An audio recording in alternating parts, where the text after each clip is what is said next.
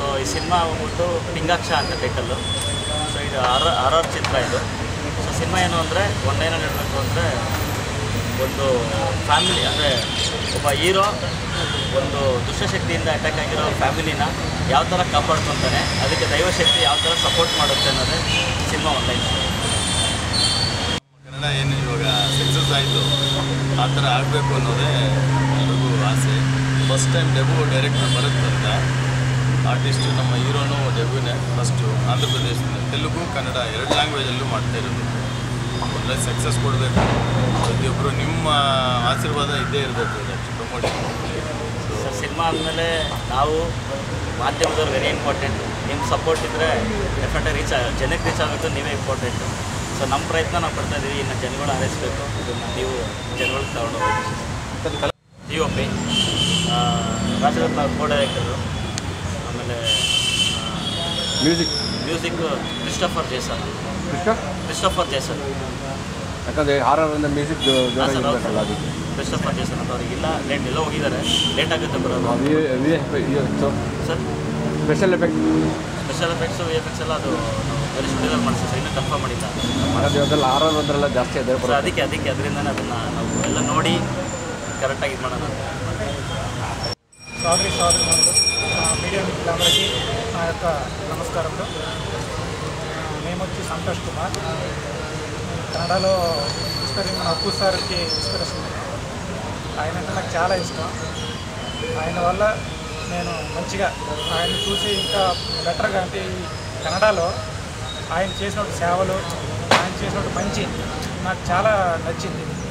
ఎందుకంటే అలాంటి వ్యక్తి పుట్టిన ఈ కర్ణాటకలో నాకు మొదటి ఛాన్స్ ఈ సినిమాలో దొరికినందుకు నేను చాలా అదృష్టంగా భావిస్తున్నాను. అలాగే నా ఫ్యాక్టరీస్ ఫిలిమ్స్ అండ్ మా పాత్ర బ్రదర్ ఇచ్చిన అవకాశం ఇచ్చినందుకు ధన్యవాదాలు తెలుపుకుంటున్నాను. మీ అందరూ నాకు సపోర్ట్ చేయాలని మరొక మాట్లాడుతున్నాను. ACP name Shivashankar, P Shivashankar.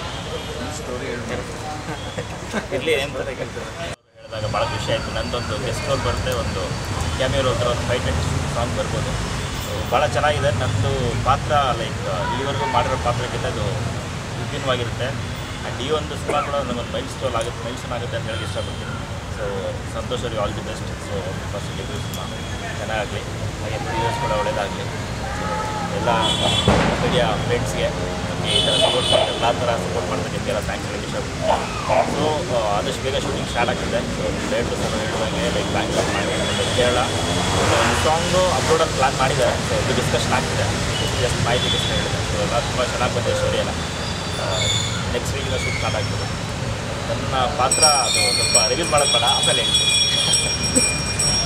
This first film and I'm so grateful for Sir, Bharat Sir and Basiraj Sir also to cast me in this film.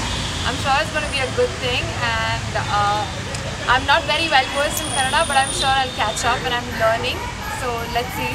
Thank you. Acting experience? Nothing. This is my first film altogether. In Malayalam? Nothing. This is the first. Yes, Correct. your role. I'm observing. ಮೂವಿಲಿ ನಾನು acting ಕೋರ್ಸ್ನ ಮುಗಿಸಿದ್ದೀನಿ.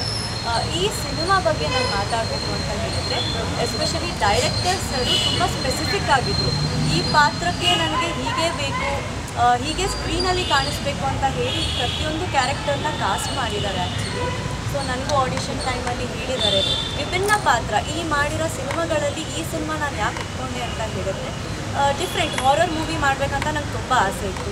ಜೊತೆಗೆ ನಾನು 3-4 ವರ್ಷದಿಂದನೂ ನನಗೆ was like ತುಂಬಾ horror ಅಂತ ನೋಡ್ತಾ ಇದ್ದೆ. ಸರ್ಗೂ ಹೇಳ್ತಾ ಇದ್ದೆ ನೀವೇನು ನಂಗೆ ಆ್ಯಕ್ಟಿಂಗ್ ಮಾಡಿಸೋದೇ ಬೇಡ, ಕತ್ಲೆ ಆಯಿತು ಅಂದರೆ ಆಟೋಮೆಟಿಕ್ಕಾಗಿ ಸ್ಟಾರ್ಟ್ ಆಗುತ್ತೆ ನನಗೆ ಒಳಗಿಂದ ಅಂತ ಹೇಳಿ. ಸೊ ವಿಭಿನ್ನ ಪಾತ್ರದಲ್ಲಿ ಕಾಣಿಸ್ಕೊತೀನಿ. ಒಂದು ಒಳ್ಳೆ ಸಾಫ್ಟ್ವೇರ್ ಇಂಜಿನಿಯರ್ ಆಗಿ ಸಿನಿಮಾದಲ್ಲಿ ತುಂಬ ಒಳ್ಳೊಳ್ಳೆ ಆರ್ಟಿಸ್ಟ್ ಇದ್ದಾರೆ. ಹೊಸ ಪ್ರಯತ್ನ ಆದ್ರೂ ಈ ಹುಡುಗಿ ಸ್ಕ್ರೀನಲ್ಲಿ ತುಂಬ ಚೆನ್ನಾಗಿ ಕಾಣಿಸ್ತಾಳೆ. ಜೊತೆಗೆ ಶಿ ಕ್ಯಾನ್ ಪಿಕಪ್, ಅವ್ರು ಚೆನ್ನಾಗಿ ಮಾಡ್ತಾಳೆ ಅನ್ನೋ ಕಾನ್ಫಿಡೆನ್ಸ್ ಡೈರೆಕ್ಟರ್ ಸರ್ಗಿದೆ. ಸಿನಿಮಾಗೆ ಒಳ್ಳೇದಾಗಲಿದೆ. ಇದು ನನ್ನ ಮೊದಲನೇ lead character, first horror film. Acting ಮಾಡೋ ಎಕ್ಸ್ಪೀರಿಯನ್ಸ್ ಇದೆಯಾ? ಎಷ್ಟು ಸಿನಿಮಾ ಮಾಡಿದ್ವಿ? ಸಿನಿಮಾ ಚಿಕ್ಕ ಪಾತ್ರ ಮಾಡಿದ್ದೆ. ಸೀರಿಯಲ್ ಜಾಸ್ತಿ ಮಾಡಿದ್ದೆ. ದೊರೆಸಾನಿ, ಪುಟ್ಟಕ್ಕನ ಮಕ್ಕಳು, ಮತ್ತು ಲಕ್ಷ್ಮೀ ನಿವಾಸ ಮಾಡ್ತಿದ್ದೆ. ಉದಯ ಟಿವಿಲಿ ರಾಧಿಕಾ ಮಾಡಿದ್ದೆ. ಇದರಲ್ಲಿ ಪಾತ್ರ ಏನು ಅವ್ರಿಗೆ ಹೇಳಿ, ಅವ್ರಿಗೆ ಹೇಳಿ ಇದರಲ್ಲಿ ಪಾತ್ರ ಏನು? ರಾಧಿಕಾ ಸೀರಿಯಲಲ್ಲಿ ಇದರಲ್ಲಿ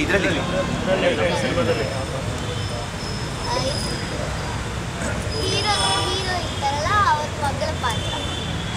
ನನ್ನ ಹೆಸರು ದಿಯಾ ಅಂತ. 2009ರಿಂದ ಇದ್ದೀನಿ. 15 ಸಿನಿಮಾ ಮಾಡಿದ್ದೀನಿ. ಶಿವಣ್ಣನ ಸಿನಿಮಾನೂ ಮಾಡಿದ್ದೀನಿ.